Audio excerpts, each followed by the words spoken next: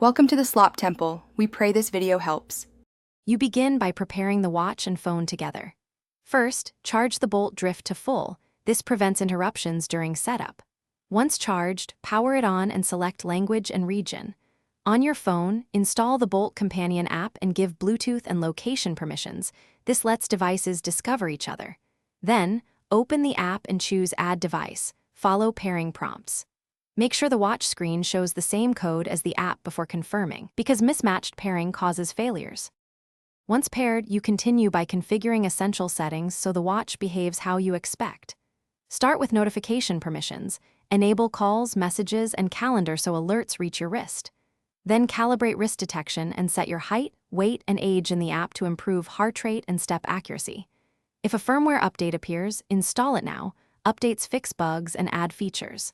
Finally, customize watch face, quick shortcuts, and do not disturb windows so the drift fits your daily routine. Now you finish by learning regular use and one key fix. Start workouts directly on the watch. Press the activity icon, choose mode, then tap start. After sessions, open the app and sync within 1 hour to preserve accuracy. Charge nightly or when battery hits 20% to avoid unexpected shutdowns.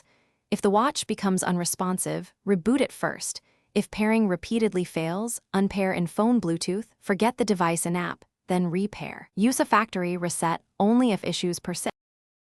Thanks for watching. Consider subscribing if we helped you.